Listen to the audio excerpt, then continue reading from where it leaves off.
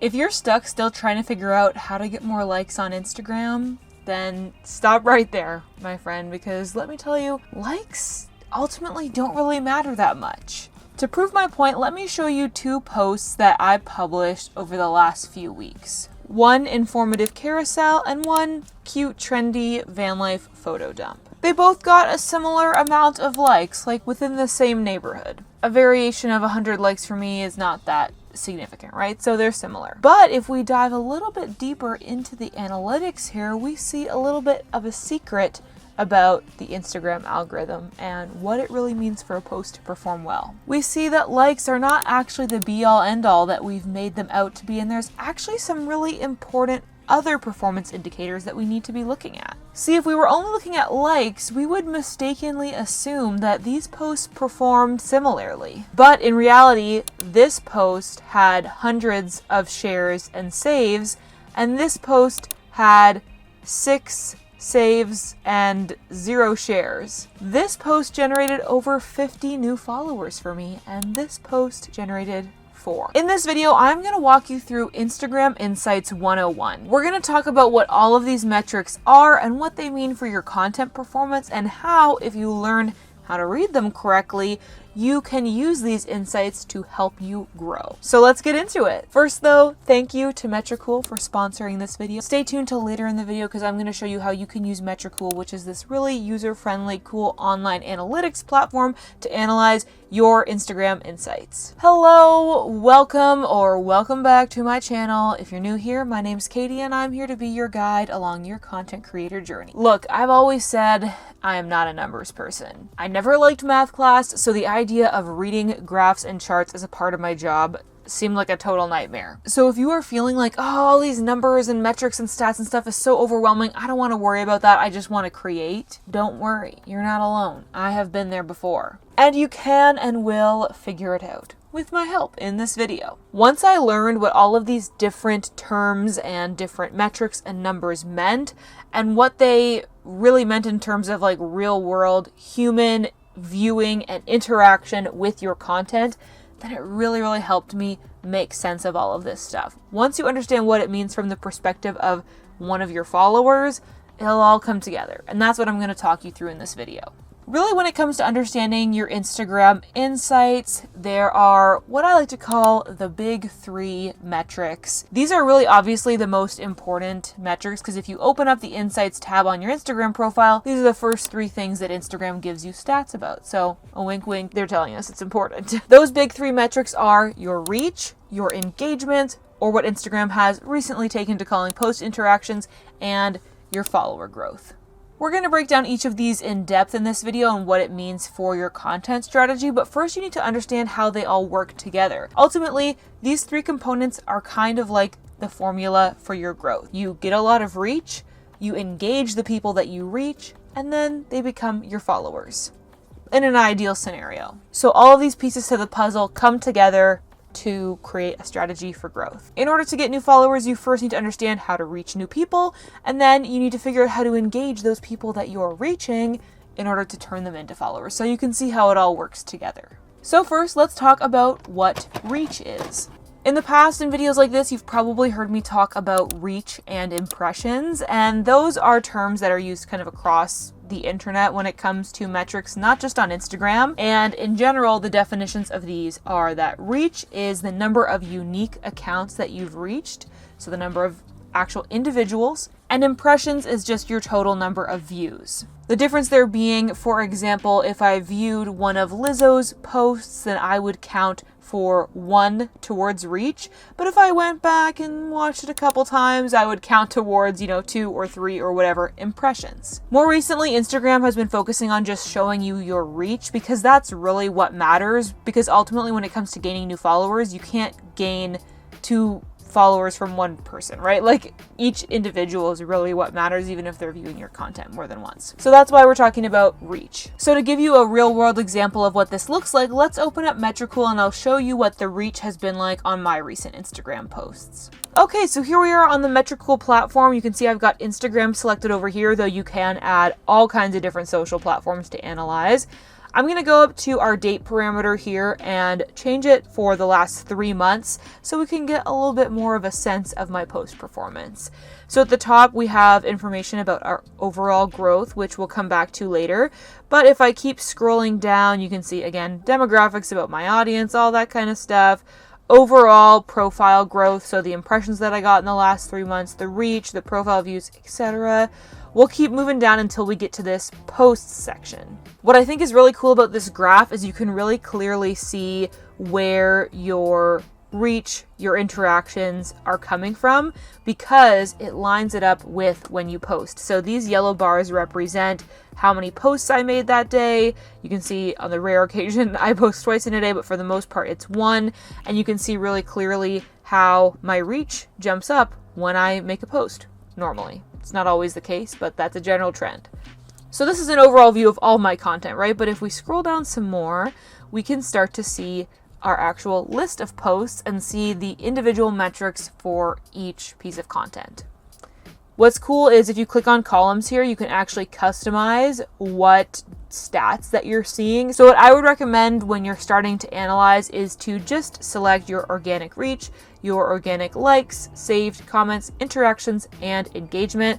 I personally don't use paid ads on my Instagram, so I unchecked all of the paid stuff, and I don't really post videos that aren't reels, so I unchecked video views. And like I was saying before, impressions isn't all that helpful in my opinion, and I don't need to see the date or the type of post, but you can select those if you want. Now, because I see I've had 16 posts in the past 3 months, I'm just going to change this to 25 so I can see all of my content at once. And what I can do is actually click on organic reach here, and I'll just click on it again. Now you can see it's sorted from highest to lowest. So this is going to allow me to see what my top reaching posts from the last 3 months have been. First is this update about the Instagram algorithm. So if I click on view, it's just going to open up the post in a new tab. So I can actually like scroll through and see that Instagram post, view any comments, all that kind of thing. But if we pop back over to Metricool, again, you can see had about 11,000 reach, just over 1,000 likes, 600 saves, and 60 comments.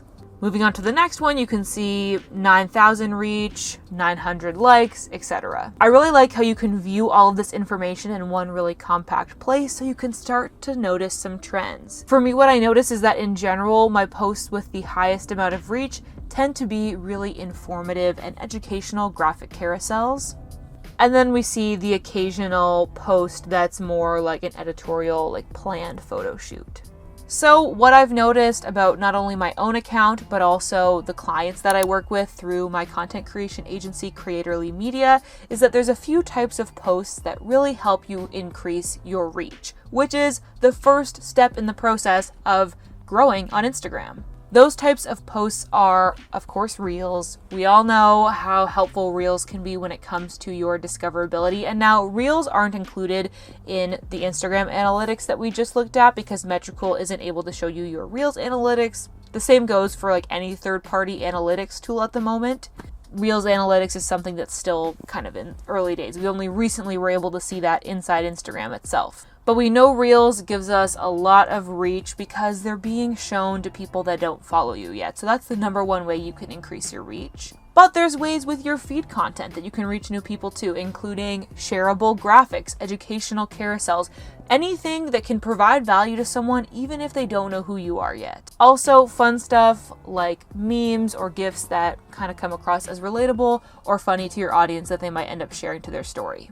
All right, so that's what reach is. Essentially, it boils down to who are you reaching, that's why it's called that, with your content. Whether it's your current followers, people who might become your followers, it's essentially eyeballs on your posts. So that's the first component of the Instagram Insights formula for growth. The next is engagement. So what exactly does engagement mean? Well, I mentioned at the beginning of this video that more recently Instagram has started referring to this as post or content interactions. I think interactions is a bit more clear of a term because engagement or something being engaging is kind of more of a general term or idea for content that like grabs people and like brings them in. So saying that your posts are engaging, that could mean a few different things. But when we're talking about interactions, we're specifically talking about all the different ways that somebody might interact with your content. So that can mean commenting on it, saving it, sharing it, or of course, liking it. When I list out all those different ways that someone can interact with your content, I think it really highlights just how much likes are just 1/4 of one part of this growth formula, right? So just looking at your number of likes is not going to be an accurate indicator of the performance of your content or the growth of your account, because it's just one way that people can interact with your posts. So again, we can use Metricool to take a look at which of my posts got the most engagement. So this time I'm going to go over to likes and sort it by highest to lowest, so I can go through and see what kind of content tends to get likes. I can also sort it by saves, so I can see what kind of content tends to get saves. Here you can see a really clear trend where it's all about those informative, educational carousels and graphics. I can also sort it by comments, and that kind of actually tells its own story too. When I just sorted it there from lowest to highest, you can see that, again, some of these graphics that get a lot of saves don't get a lot of comments. So that really highlights how no single metric can tell you the success of the engagement of your post, right? It's all 4 of these working together. So if I sort it from highest to lowest, again, I can see what tends to get the most comments. This one was a giveaway, so that kind of makes sense. This one was about body image and self-love, and those always tend to be my highest engaged posts, often when it comes to comments and likes as well. So you can see by sorting your content through these different parameters, you're able to gain some insight into what it is that really grabs your audience's attention, what makes them want to interact with what you're talking about. Okay, so what types of content can increase our post interactions or engagement? For me, like I said, more vulnerable, sort of personal posts about especially body image or like body confidence, self-love, that kind of thing tends to perform really well. I think partially this is because it's something that sort of stands out. Like, not everybody is willing to share something that personal, and I think people really appreciate it when you go out on a limb and sort of share what other people aren't willing to, and so they kind of respond in kind by commenting or liking. But also I find any content that is just really like emotionally engaging, right? Like, for example, something that's more inspirational or kind of taps into a struggle or like common feeling that we all have, that tends to really drive engagement. Or again, any content that's really educational or informative, like I talked about in the last point about reach, that kind of stuff tends to get saved and shared a lot too. All right, so we've talked about what reach is, and we've talked about what engagement or interactions is. When you're able to dial in your content strategy to focus on increasing your reach and also engaging the people that you do reach, this is what is going to lead to your follower growth, which is the last of our big 3 metrics that you're going to want to track. So at the top of the Instagram analytics page here on Metricool, we can see what our overall follower growth is, but unfortunately we can't dive in to each individual post and see which of them generated new followers for us. So we're going to use the Instagram Insights app to do that part. If you really truly want to see what kind of content is getting you new followers, rather than focusing on the likes and stuff, what you're going to want to do is go into the Insights tab on your profile. You're going to go into the content that you shared section. You can select whatever time frame you want. I'm just going to use the last year to really illustrate my point. And you're going to switch reach to follows. This is going to show you exactly how many new followers that you got from each of your pieces of content. So you can see a really stark trend here that for me, the type of content that really generates new followers tends to be informative or educational carousels, specifically when I'm talking about Instagram news and updates. What I find really interesting here is if we switch over follows to post interactions, you can see that there isn't necessarily always overlap between what gets engagement and what gets you follows. Yes, there's definitely some overlap here. Like, we can see that my post about the Instagram feed changing got a lot of likes and comments, etc., as well as generating new followers for me. But these other carousels, either like my van life one, which is my top one, or a couple about body image, or this personal story about how I kind of almost killed my YouTube channel, those got a lot of likes, but they didn't actually generate a lot of followers for me. So by looking into this specific metric of how many new followers your post generated, I think you can really kind of get past these vanity metrics of like, oh, how many likes did I get? How many comments did I get? And focus in on what content actually converts new people into followers. So if you want to be able to start making educated decisions about your content strategy and start crafting posts that really convert new viewers into followers, then you're going to want to sign up for Metricool so that you can dive deep into the analytics of each and every single one of your Instagram posts to see what's working for you and what you might be able to change to optimize further for growth. So you can use the link in my description to sign up for Metricool today. So I hope this video was helpful for you, a bit of a deep dive explanation of what these different metrics in your Instagram insights mean and how you can use them to help you grow. If you want to see a deeper dive into my Instagram insights, including me showing you the exact numbers of my own engagement and my own growth a little further, then check out this video because I'm going to share some helpful information about how I use my Instagram insights to inform my growth strategy. As always, I hope that you are having adventures and following your dreams, and I'll see you